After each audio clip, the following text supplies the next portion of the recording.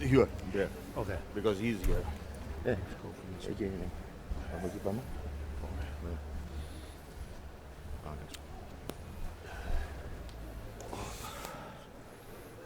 Ακουγόμαστε.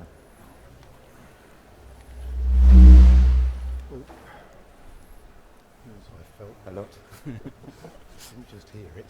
Δεν ακουγόμαστε. Can you hear me? Can you hear? Are we okay to start? Yes. The inaugural panel, Competence, Compliance and Promotion Strategies, is crucial discussion that delves into the intricacies of crew retention. Thus, this session aims to explore the necessities that ensure long-term commitment from crew members and the need to adapt the evolving maritime industry and changing expectations of the workforce. So, prioritizing crew welfare. Sorry? Can we do something with the audio? We cannot hear it very well. Can you hear now? Hello? Yeah. Now? No? Okay. By prioritizing crew welfare and employee satisfaction is imperative in this regard. We have developed 2 questions per panelist that I will introduce one by one. And at the end, we have 2 common questions that have to do with the evolving industry in the crewing business and generally in the maritime industry. So I would like to welcome Mr. Sunil Kapoor of Österreichischer Seerederei. Am I correct? Just make it simple, oil shipping group. Okay, Yeah. oil shipping group. Okay. Mr. Simon Grainge, Chief Executive Officer, you met of ISWAN. Mr. Mike Bradshaw, also you met from FML Shipmanagement. Mr. Nikos, Chanos, the crew manager of Seaven, and Elena Bautista, Managing Director of FRS Shipmanagement.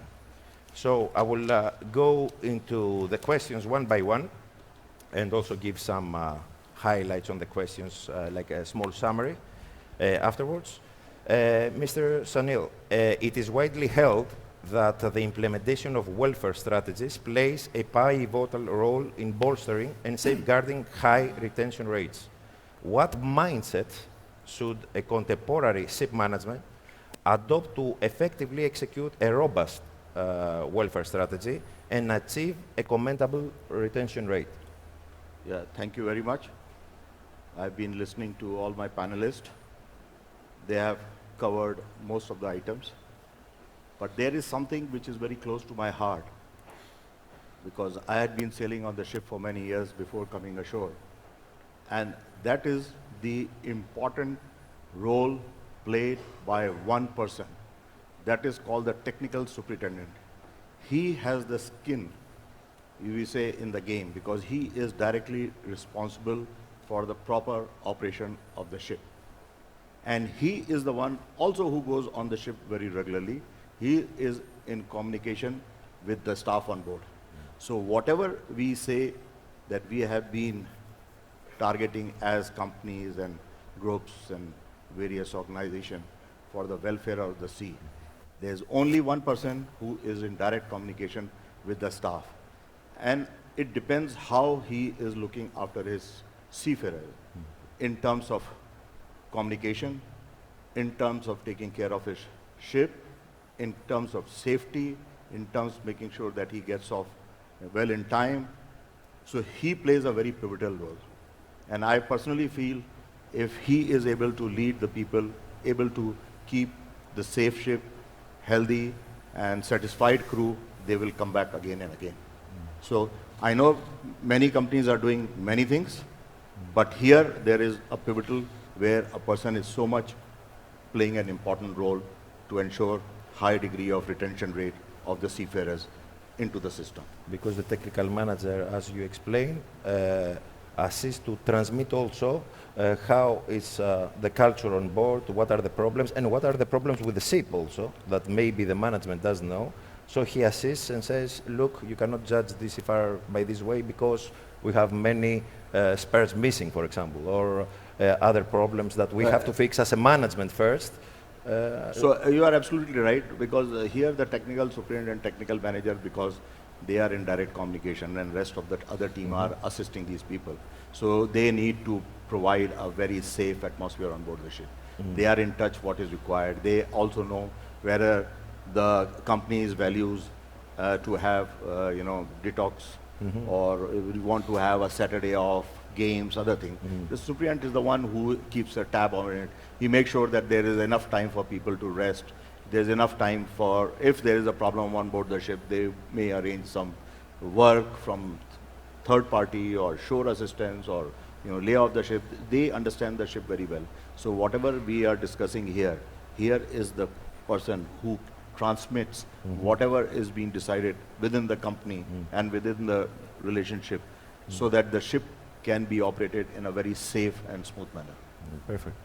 So, based on your professional experience and expertise, what are the foremost impediments to sustaining a high retention rate and ensuring the coherence of that talent pool, based, apart from the technical manager, as a management philosophy of a ship management company or ship owning, because there are two different mindsets here?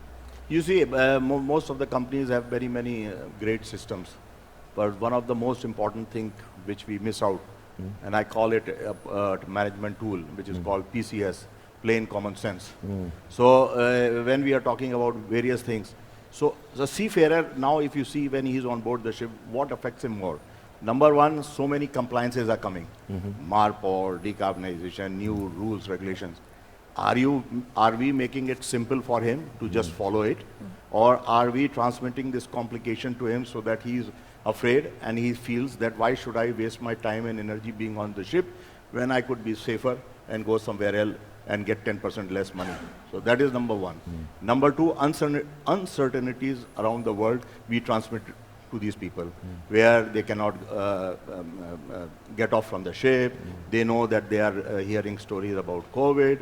There may be times that they have to spend 1 year or 2 years on board the ship, problems, no port stay. So things like that, unnecessary, we transmit all these on board the ship, give them more uncertainty rather than positive news.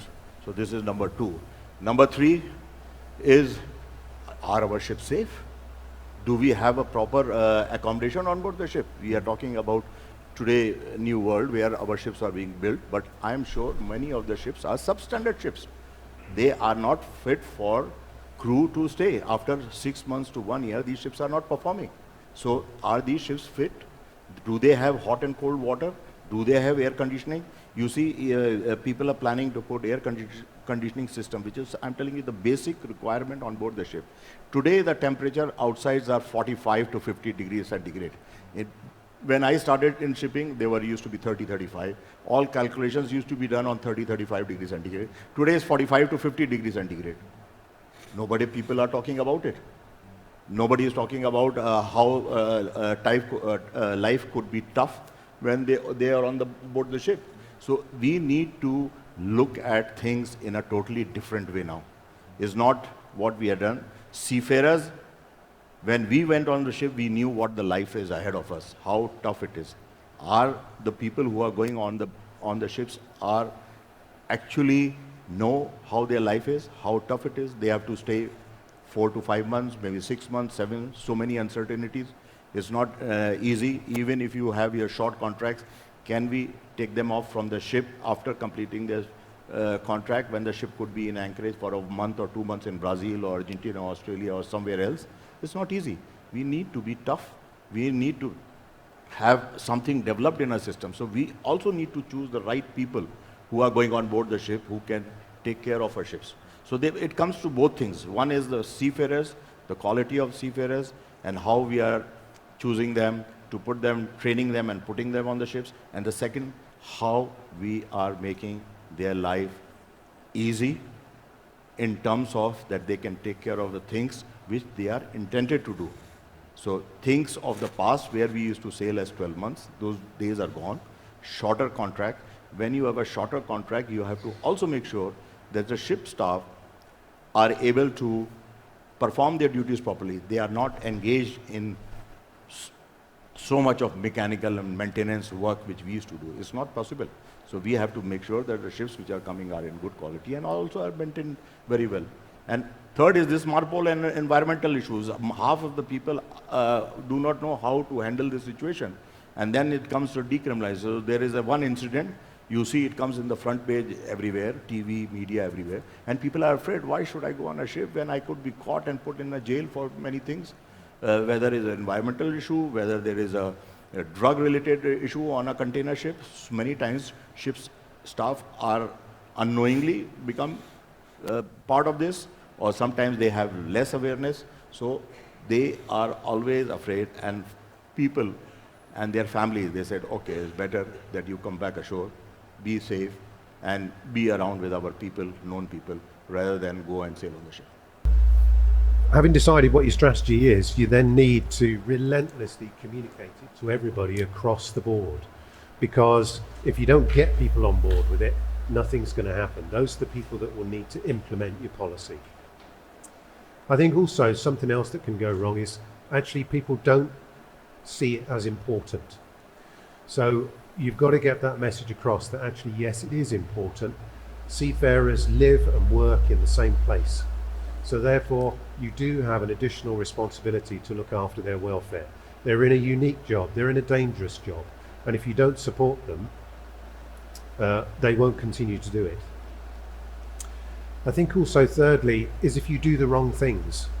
So you might have ideas about what is good in a welfare policy, but actually what about the seafarers themselves? Ask them, find out what they consider to be good welfare. What would they want from you as an employer? Just the very fact that you ask them that is a significant step forward, because it means that you are actually taking it seriously.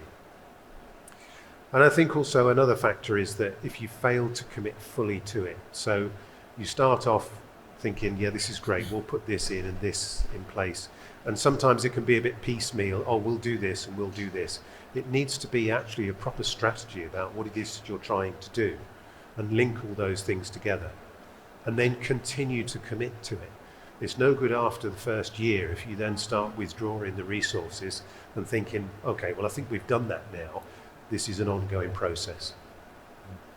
Yes, and if a recently established ship management, which I experienced there, and I would like to ask also, endeavors to adhere strictly to regulation standards, implement industry best practices, and uphold a welfare policy, what are the initial steps you believe that we can guide and ultimate objectives for the company? Because there are some new, for example, Greek ship-owning companies, they said, look, the charter requests for us to make a welfare policy manual and to prove that we do a welfare policy. And if you Google, you cannot find a good or let's say a manual of welfare policy. How you will guide a new established company that listens, doesn't have resistance to change, and aims to do a nice welfare policy? What are the steps from where to start and where to finish? I would say the first step was to benchmark yourself. Have a look at what other people are doing. You could use tools such as Sustainable Shipping Initiative and RightShip, their code of conduct that they brought out, which actually allows you to do a self-assessment, which is confidential, but it then will give you a sense of the kind of work that you still need to do. So I think that's an important first point. You then need to decide really, what are your strategic goals? What are you trying to do here? Where do you see yourself in 3, 5, 10 years' time? Are you going to set yourself up and say, we will be the #1 employer in the maritime industry? At least have that sort of strategic goal in mind. And then consult within the organisation. And again, this is all part of getting people involved in it. So talk to them. What do they consider as important? What do they think should be in a welfare policy? What are the measures they would like to see implemented? Then devise your plan. What are you actually going to do? So you know where you want to go to, how you're going to get there. What's the level of resources that are going to be needed in order to be able to do this? What kind of training and education is going to be needed within the organisation in order to be able to do that? Then implement it and resource it. And that doesn't always happen at the same time, unfortunately. You've agreed this is what you're going to do, but recognise that you will need to put the resources to it, because that's the way that you demonstrate commitment, and that's the way that you make things happen. And then I think it's continue to monitor and evaluate what you're going to do. What's actually happening? Are these measures actually having an effect? And then the evaluation is really ultimately, what do seafarers think of it? Do they actually respond to it? Do they feel that they're actually being properly supported as a result of all this? And also, I believe collaboration with some international bodies like your good self, etc., that they can guide them how to do it. Yeah, absolutely, yes. Can give them some hints and some procedures, because Yes. what they're seeking are procedures in order to prove to the charter's demanding requests. Yes. So, Mr. Mike Bradshaw, what are the most common challenges in securing a loyal crew? Loyal. Well, Where loyalty is a different section, as you know. yeah. How well you retain your staff is a measure for oil majors and other interested parties. So, as a third-party manager, as an owner, you're looking to have at least 85%. We've currently got 95% retention of our officers. There are external factors, personal factors, and internal factors that drive people to leave the business. So let's take the external factors first. So third-party ship management is a fluid and dynamic business. Ships come in, ships go out. Ships come in, the owner might have a particular preference for a crew nationality that doesn't align with the nationalities of ships that are leaving. So you will naturally see a churn of people in and out of your business. Geopolitical risk. We've seen over the last decade, we've seen like in the Gulf of Guinea, there was a time 10 years ago where Filipinos were discouraged from transiting the Gulf of Guinea. We've obviously got the crisis that's going on in the Black Sea. So these events put pressures on managers and owners of selecting the crew, which affects then the loyalty and your retention statistics. Personal reasons first. Well, as I said in my presentation, the modern seafarer is becoming ever more enthusiastic about looking for other opportunities, looking for promotion. So they may be with your company for several years, and you may be doing good governance in your promotion strategies, but that might not be at the pace that the individual wants to progress. So they might leave you to get a job Also, your compliance may hold you back Yes. in order to do the promotion Yes, because of the officer matrix. Exactly. Many companies have experience matrices, promotion matrices, and the modern seafarer is becoming impatient. Okay. So they might leave you for promotion. They might also leave you for something really short term, like taxation. Look at the Indian seafarers. They'll come off leave and they'll say, "I'm ready to go back to sea now." And you say, "Well, actually, I've got a ship in a month's time." And they say, I need to leave the country now because I'm going to pay tax. So they might leave for a very personal reason. They might come back to you again 6 months later. But if you don't have a berth ready for them right there, right then, to suit their personal needs, they will not take the risk, because it'll affect them, it'll affect their family. And then if you look at the internal factors, and I covered some of them in my presentation also, the seafarers today are extremely well connected to the internet. So they want to know, they want to see that you're clearly communicating and you're very transparent with what ship they're joining. If you don't tell them, they'll go and find out themselves, and then they don't trust you. Okay? So communication, transparency. Seafarers today, they want to be treated as equals, and rightfully so. How you engage as a leader with your team. Sunil mentioned the superintendent, but as a managing director, as a fleet manager, you need to be visibly seen on board to be listening to your crew. If they see regular leaders from the company coming to their vessel, coming to their place of where they live and where they work, they'll trust you and respect you more. And finally, and that comes into that point, is brand. If the seafarers recognise your brand as one that has good welfare systems and genuinely cares, not just a poster, or not just a set of policies, if you genuinely care about your seafarers and they trust you and they trust your reputation that they will go to your ship, they will be paid on time, relieved on time, and they will not injure themselves during working for you, they will stay with you.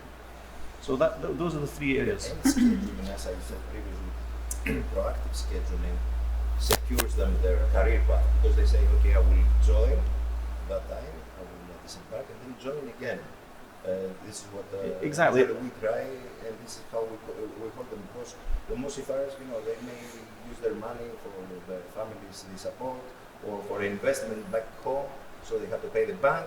So in 2-3 months after disembarkation, they want to embark. So they cannot wait an XYZ ship owner or ship manager to embark whenever the ship manager or ship owner will decide. So all these things have to be taken care of. Exactly. Prior. And for our colleagues in the audience that are from a crewing, in the crewing departments, best thing that you can be doing is that when your seafarers disembark, give them a phone call a week later and find out what are your plans for your leave, how are you doing, how did you enjoy, how was your trip, get feedback, how you're doing as a company, and then start thinking about scheduling them for the next contract.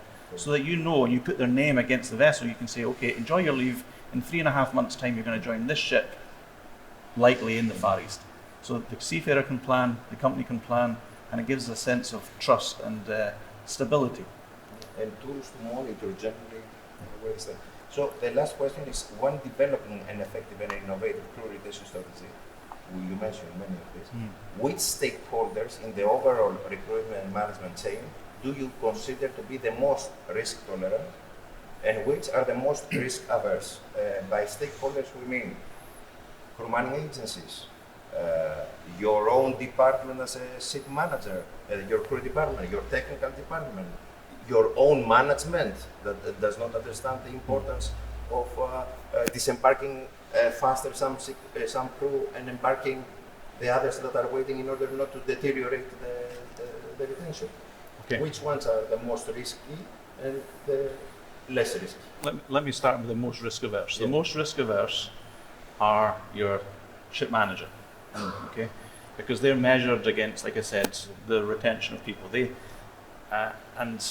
Someone of the previous speakers mentioned it earlier that your business is your seafarers. Us ashore, we only exist to support the people on the ships. And it doesn't matter whether you're in the mailroom in your office or you're the managing director of your office. You only exist to support them. Okay, so retention of your crew pool is everything. You cannot grow as a business. FML is a family business, but there's many ship managers that are private equity. They have pressures to grow 10% year on year. You cannot grow 10% year on year without developing your crew pool. So a third-party ship management company will be, in my view, the most risk averse. You want to protect your crew at all costs from churning to another company. Then in the order of things, your ship owning operators. Largely ship owner operators, they will outsource crewing services.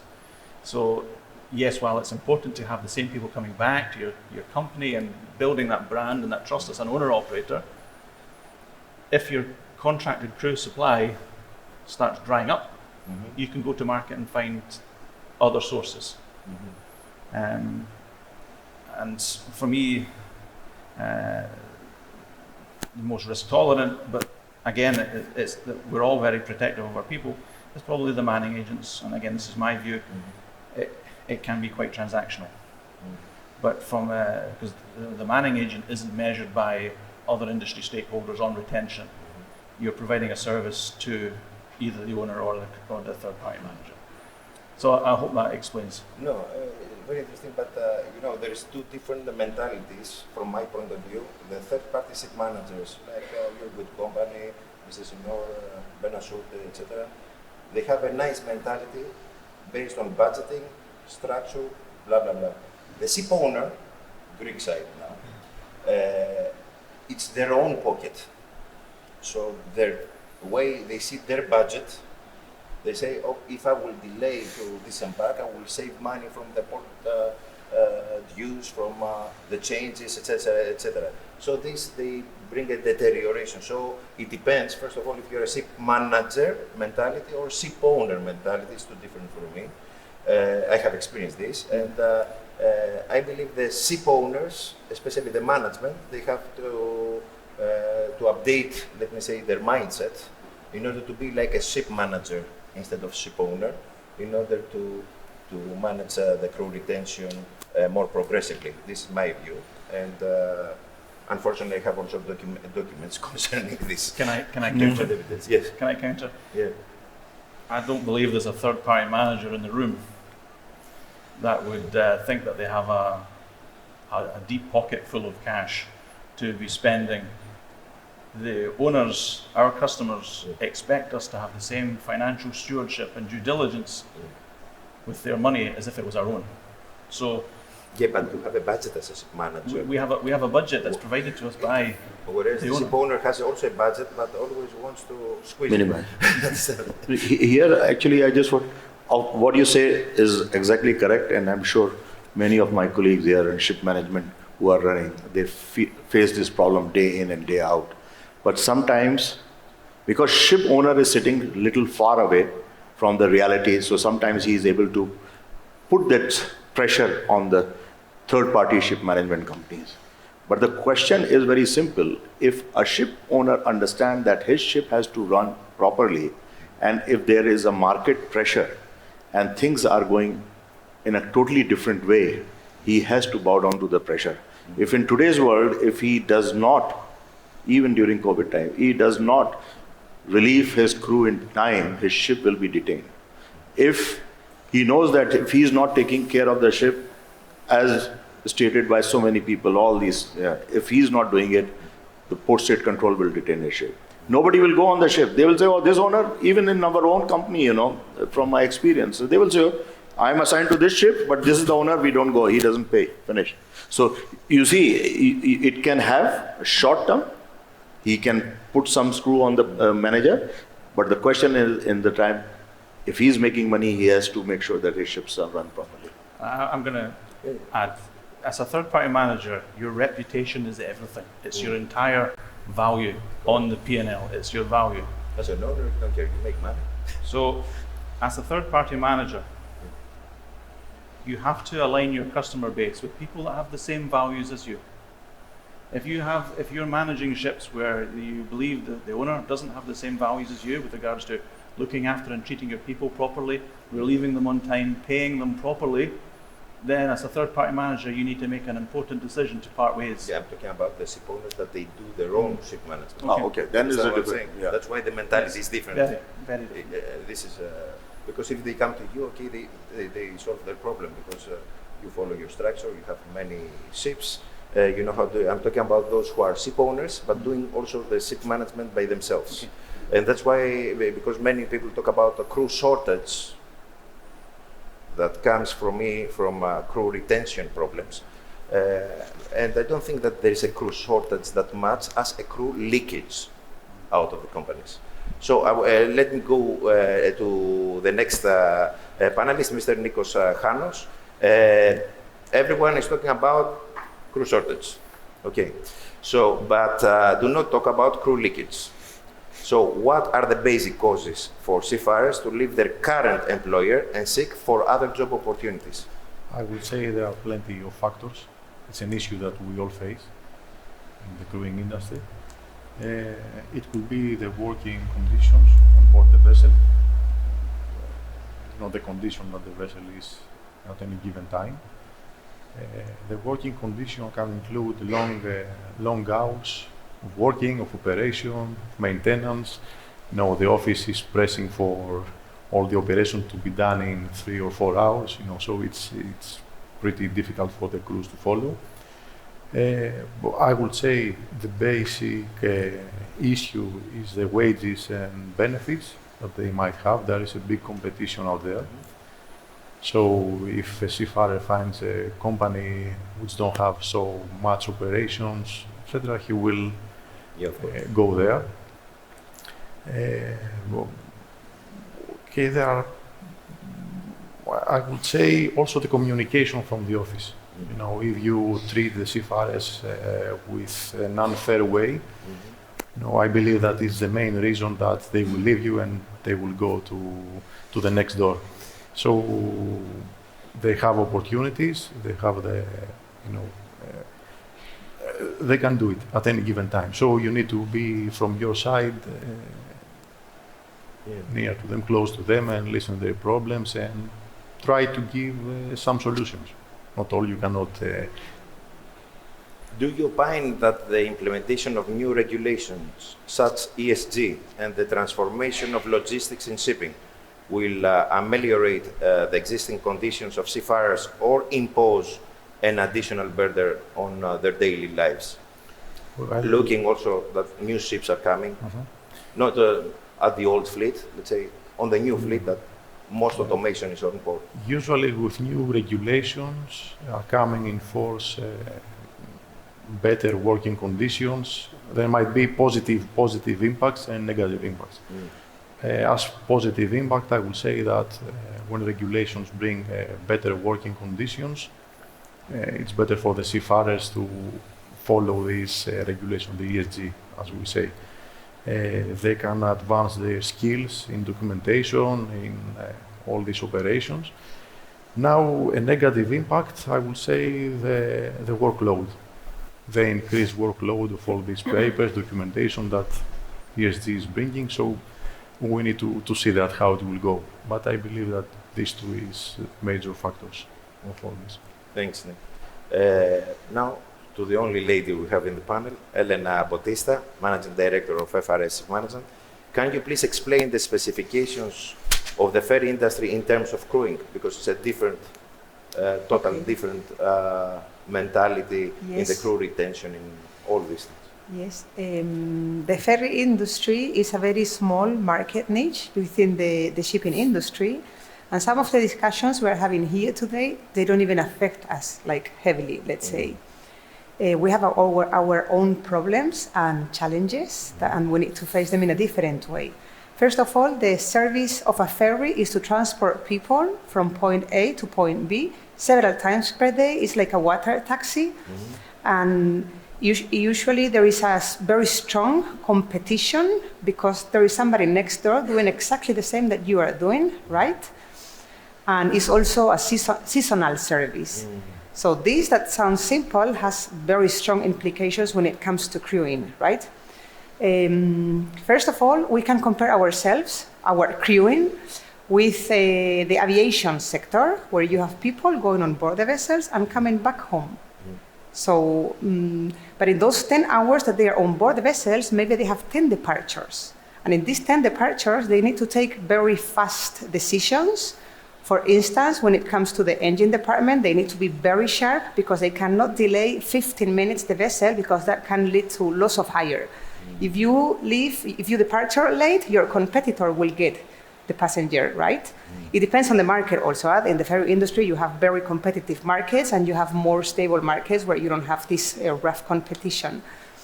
When it comes to the deck officers, for instance, depending on weather conditions, they need to define the routes when they are sailing. And this is a decision that it needs to be taken, right in time. Also, depending on the cargo and the passenger, they need to decide what speed am I going to have in my vessel. Do I want to be delayed and maybe lose a passenger? Or do I want to speed up and maybe have additional expenses, in fuel, but I'm going to be there the first one? So the level of stress of the crew on board the ferries, I would say, is quite high. They are not, our problem is not the physical well-being, the connectivity, missing the families, no, because it's quite normal to work 15 days on, 15 days off. You go home, you sleep there. So they face other challenges, right? How to tackle this level of stress? So, for instance, one solution can be the real-time monitoring system that help taking decisions in time, right? Or automation of certain processes.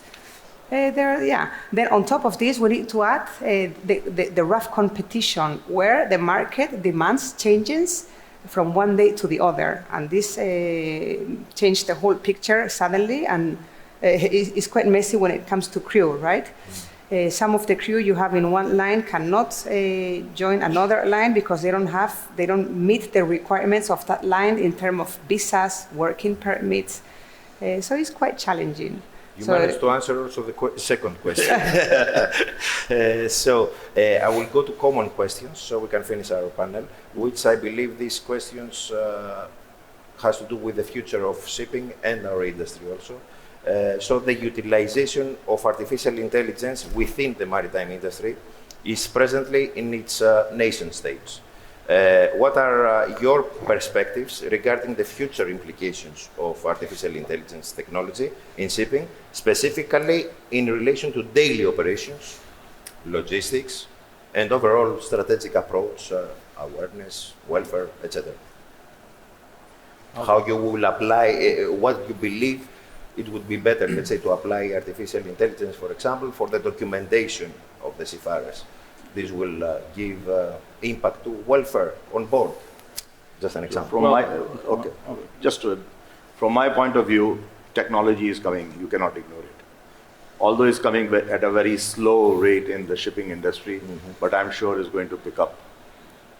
And some of the things, especially I would say maintenance part, will become very easy for the seafarers because instead of looking in manuals, things like that, they can be guided by people ashore, or they can just put on a camera and they can get the instructions, they can do it, and things will improve.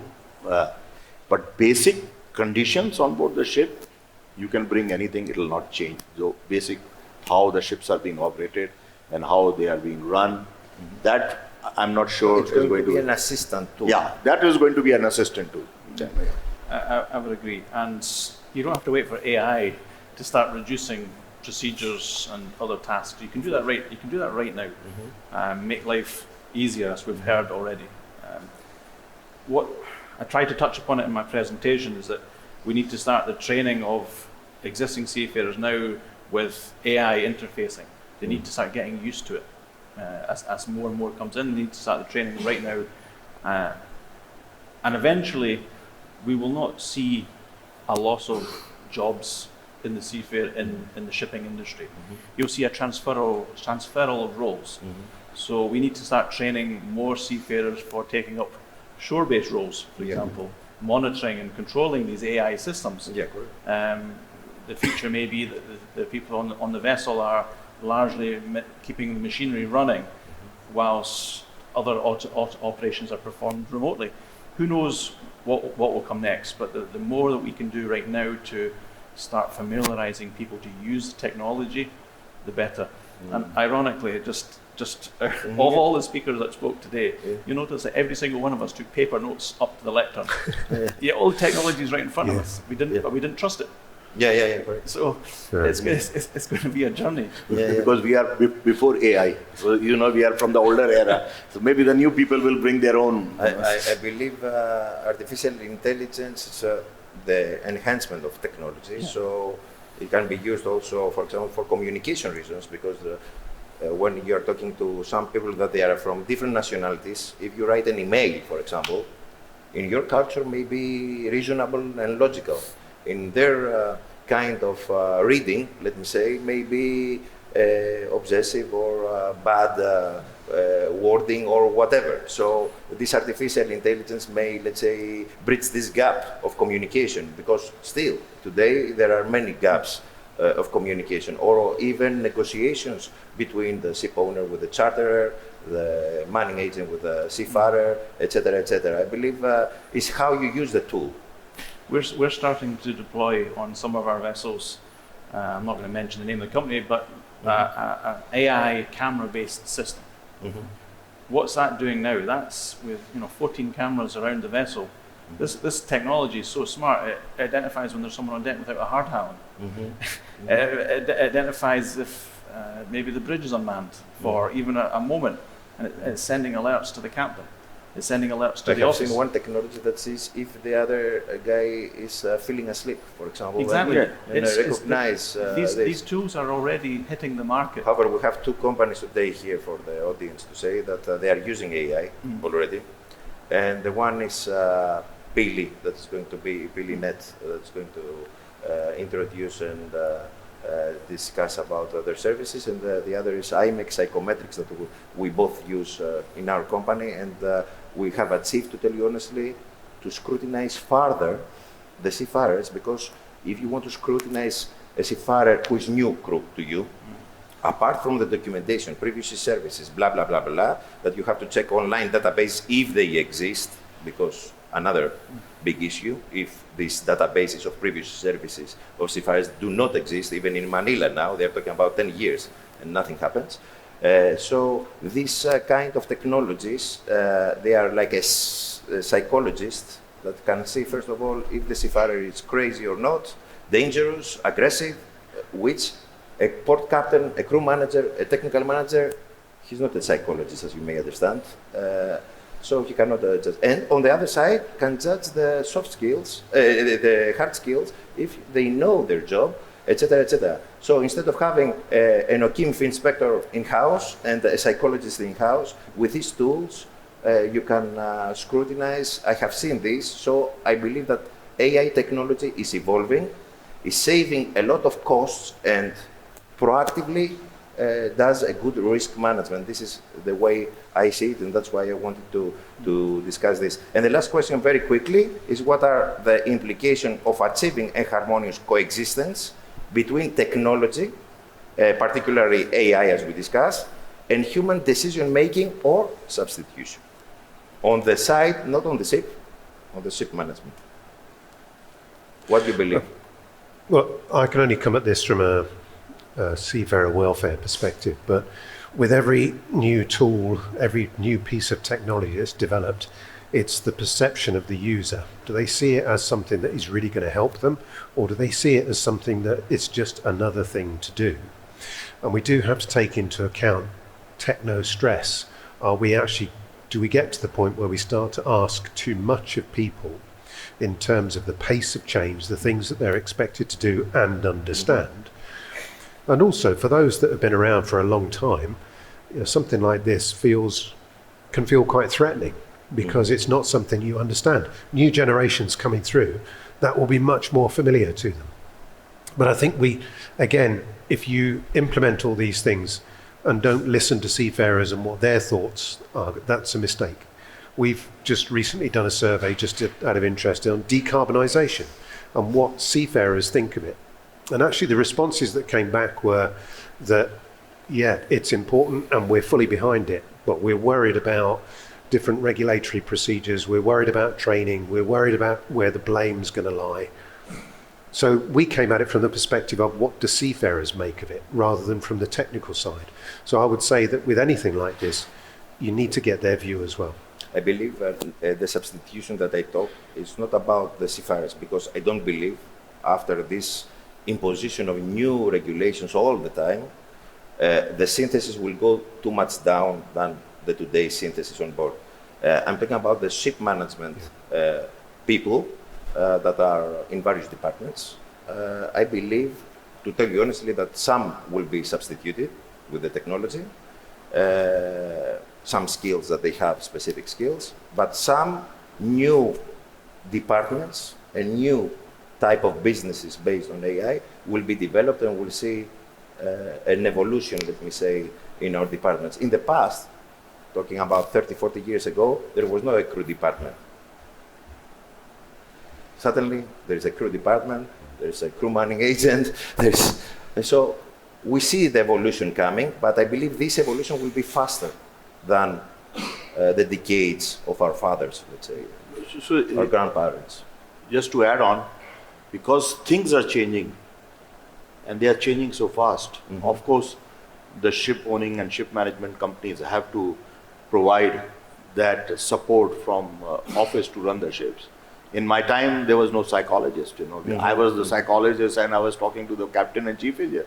Now, in my previous company, there are almost 10, 12 people whose only job is to talk to the seafarers. Mm-hmm. Mental health was not even there. Mm-hmm. What is mental health? I have never seen. I've sailed so many years. But today, the moment there is a depression, or the moment that this cadet is not laughing for 2 days, we care about him. Somebody specialist is talking to him, trying to see what's gone wrong. So there is many companies, ship management companies, who have such a big support system. They are looking after the insurance, health insurance of the family. They are taking care of the families. During the COVID, they were arranging vaccinations. They were taking them to the hospital so that the seafarer is not troubled by it. So there are so much of support staff, which has evolved, looking at what way we can keep the seafarer safe, and also he should focus on his job, what he's intended for. I personally thank all of you for this panel. Sorry for taking more time than the usual, but I believe those were important elements to be discussed. And let's see if we have any questions, Konstantinos, from the audience. If there are any questions prior we move to the new presentation.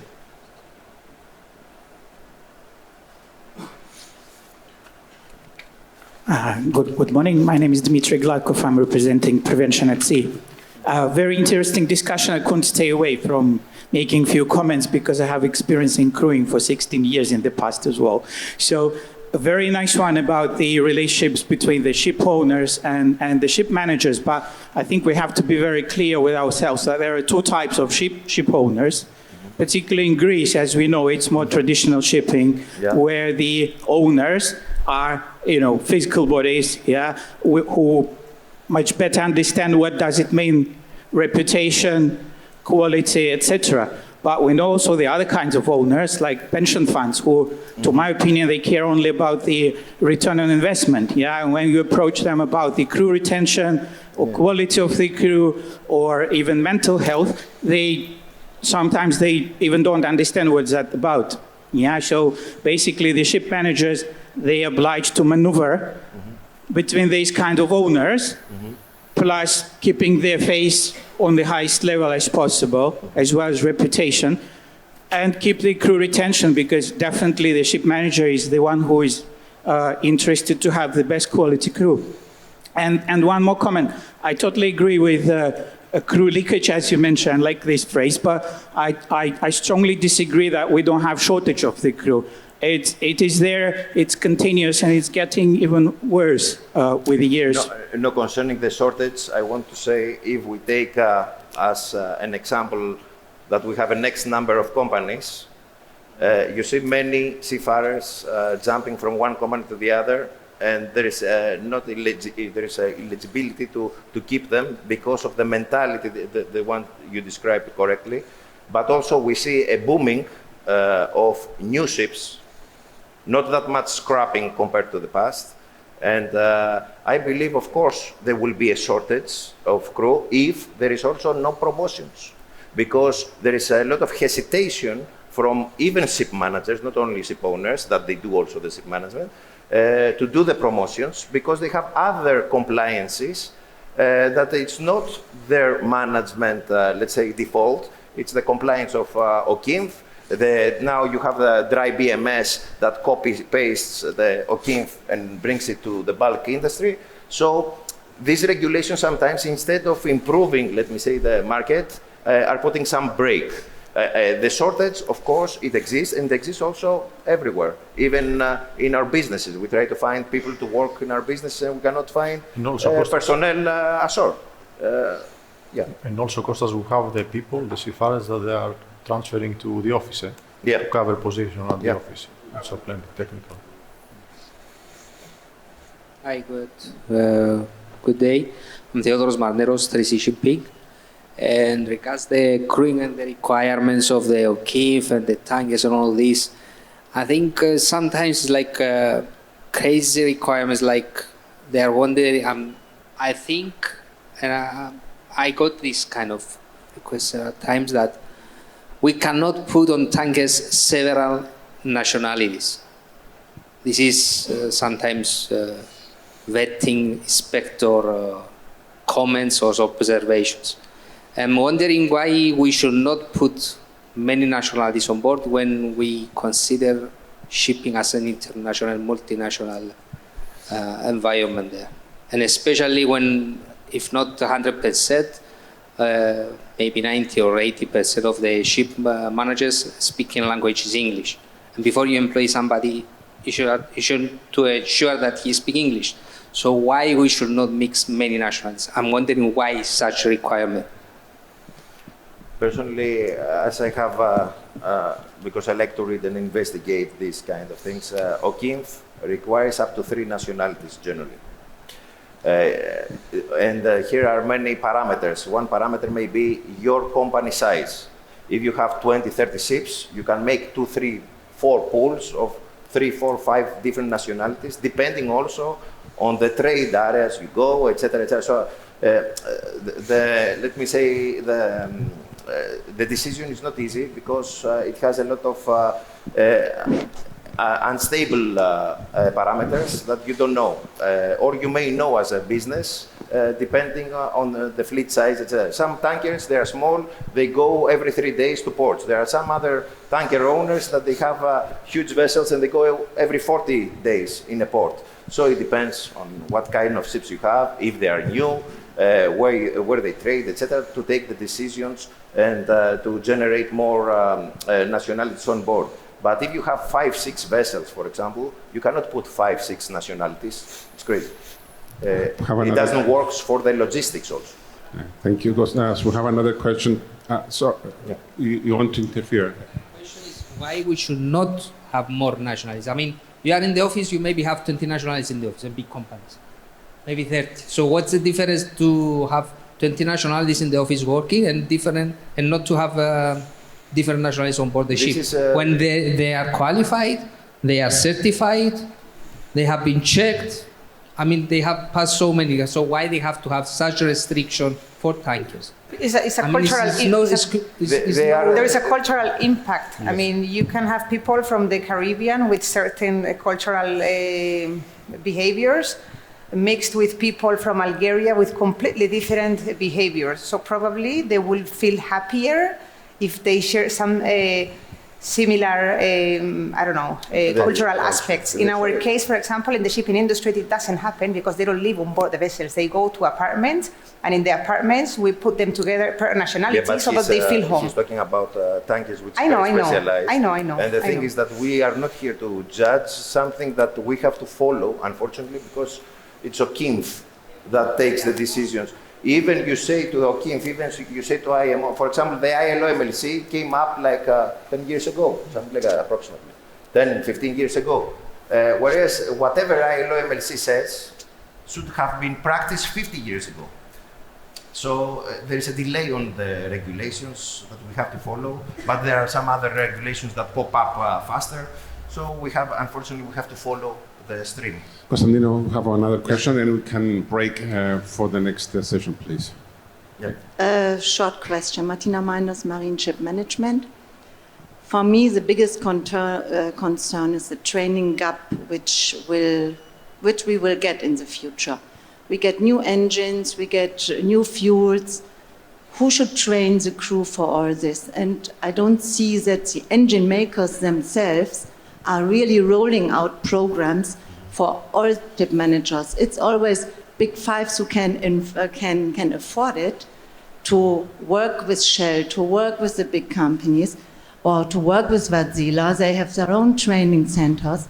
For the smaller management companies, there is no collaboration really with them, or if we want to send the crew, is there anywhere where we see how we can train our future crew? And it's not only for the fuel, it's as well the technological on the bridge.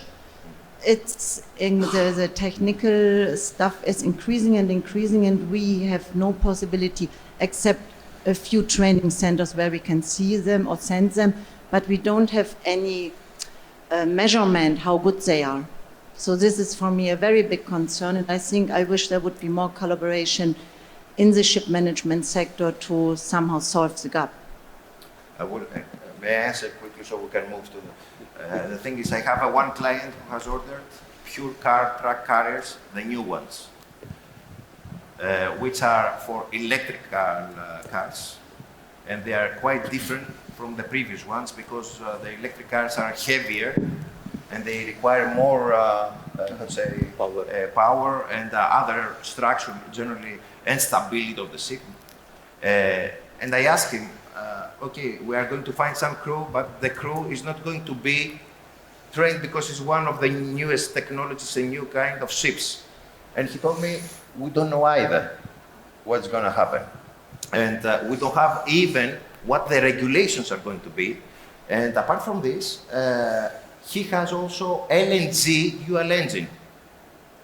And he says how to train the seafarers, whereas the last 2 years, there are about 200 ships globally that have LNG dual engines. And of course, they will not have this specific dual engine, which is the new, let me say, generation. So, as you may understand, there is a chaos of the regulations.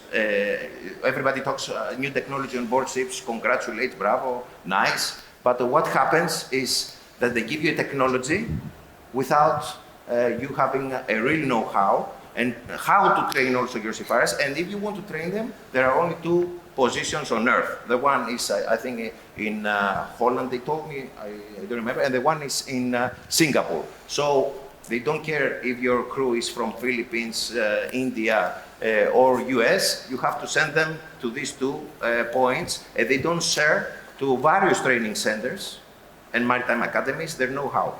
So they're asking us just to comply and, with our prayers. Costa, thank you very much. You. Now, let's move to... Thank you very much, all of you, for the panelists. I believe you will join. Somebody's phone. Yeah. It's mine. Please. Thank you very much. Sorry for taking so long. You can announce. Okay. Probably we can discuss. Okay. Thank you very much.